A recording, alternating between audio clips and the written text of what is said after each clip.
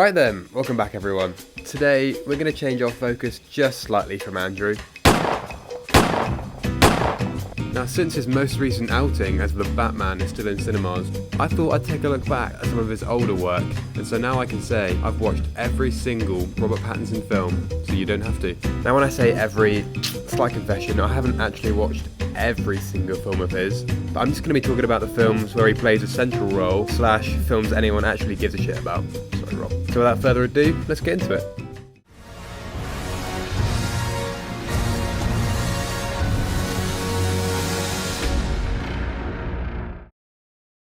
You knew we had to start with the Batman. I have to say, I was pleasantly surprised by just how good it was. I mean, I was always confident about Robert Pattinson playing Batman, and I knew he'd deliver a great performance as Batman, but he really didn't disappoint. The action sequences are just great, his suit is awesome, and all in all, I was really impressed.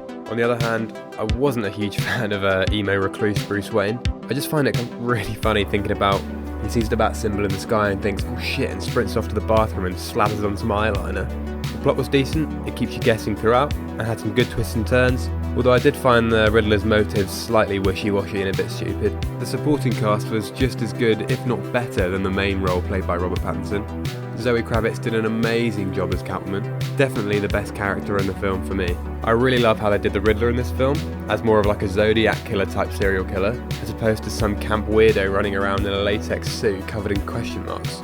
However, as great of an actor as Paul Dano is, I just find his face so goofy.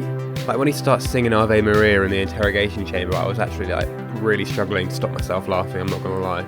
Colin Farrell's Penguin is also great, and that car chase scene for me is the best scene in the entire film. Overall, I'd say this is a really excellent film, but it just doesn't quite reach the heights The Dark Knight reached, and that's predominantly down to Heath Ledger's unbelievable performance, which I don't think will ever be topped. Still, it was a great reinterpretation of the beloved character, and I would definitely recommend it if you haven't seen it already.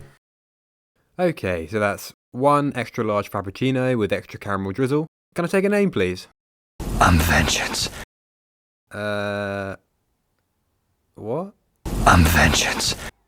Is that first name, or...? I'm Vengeance. Okay, one coffee for Vengeance. The Lighthouse is one of those films that you love it or you hate it. Now from the beginning you know you're in for a weird one, as it's all shot in black and white and in a much narrower aspect ratio than you're used to from normal films. The acting in the film is impeccable. Willem Dafoe and Robert Pattinson are both incredibly believable. From their accents to their mannerisms, it was all excellent. Especially for a film where there's only really two characters, or two speaking characters, you don't get bored of them at all. However, this film is certainly not for the faint-hearted, as it gets really weird really quickly. Pattinson's character begins to lose his mind due to a mix of cabin fever, shall we say, and his overwhelming curiosity at what's at the top of the lighthouse and why Defoe's character simply refuses to let him up there. And also the copious amount of alcohol they all drink really doesn't help either. He hallucinates tentacles and monsters up there, amongst other things. His sexual frustration combines with a mermaid figure that he found hidden in his mattress to create rather disturbing fantasies in his head that we have the displeasure of seeing. It all culminates with the scene of Pattinson finally getting to the top of the lighthouse and looking into the light, where he sees... we don't know. I think personally that there's nothing there, and the fact that he's gone through all of that you'll see in the film, for there to be nothing there, I mean, it just pushes him over the edge. But let me know what you think. Either way though, you cannot deny that his acting in that scene, where his face twitches and his distorted laughter, it makes you feel a bit uncomfortable in the least, be honest. The relationship between the two men is portrayed brilliantly. You can really see why what happens. That being said, it's not a feel-good film, but a very interesting one nonetheless. So if you have the stomach for it, I would definitely recommend it. Not going to waste any time talking about this nonsense. Acting shit, story shit, the stupid filter they've got over all 5 films is really triggering. CGI of their baby is appalling. Pattinson himself said he doesn't like the films. The massive fight at the end of Breaking Dawn Part 2 is quite enjoyable, I'll give him that. But apart from that, it's all dreadful. Would not recommend. Alright then, now we're getting into some slightly uncharted territory for Robert Pattinson films. And although a lot of you probably have heard of this one because it's on Netflix, for those that don't know, Good Time follows Connie Nikas, played by Robert Pattinson, and his mentally handicapped brother, Nick, played by Benny Safdie. Following a botched bank robbery, Nick ends up in prison, and so Connie does everything in his power to get him out.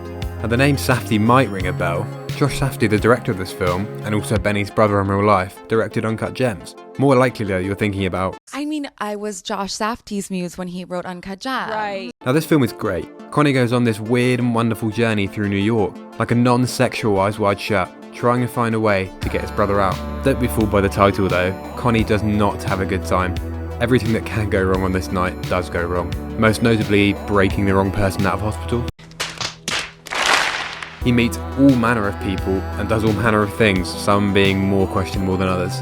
It's clear that Connie really does care deeply about his brother and that he is a good person, but he just makes some really bad choices along the way. Pattinson again is excellent in this film, and he always amazes me just how well he can cover up his British accent. The standout role though is Nick. Benny Safdie does an unbelievable job of playing a disabled character. Before researching for this video, I just assumed that he wasn't acting and actually had a disability, which is just testament to his quality acting skills. This film is not your run-of-the-mill thriller, but something much more intriguing. There's action, mystery, and also some really funny parts too. Would without a doubt recommend it.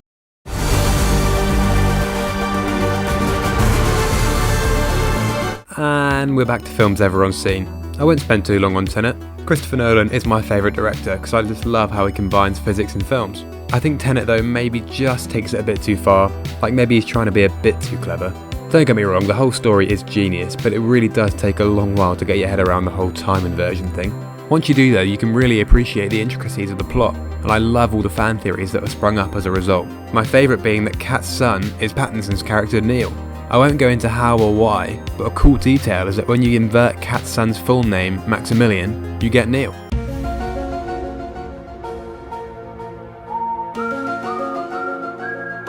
Pattinson's performance in this film is great, he does everything you'd expect and fits the super suave spy role perfectly. If you're willing to do a lot of thinking and maybe a bit of YouTube research afterwards, I'd definitely recommend this one.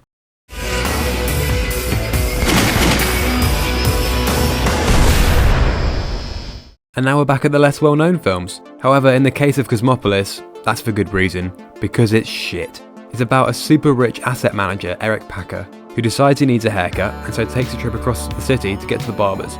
Along the way, he meets various people that get into his limousine, and they basically make him have an existential crisis. Every single line in this film is nothing but pretentious drivel.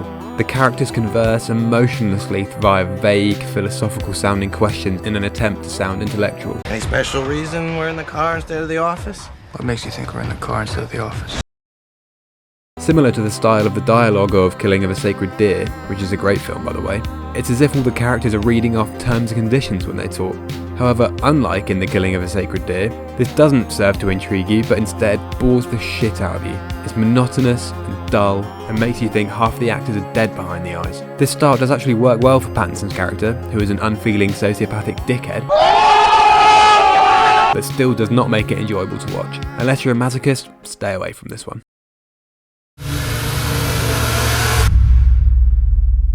Imagine if John Wick was made in the Outback with a fraction of the budget and Keanu Reeves was Guy Pearce. That's probably the best way I can describe the Rover.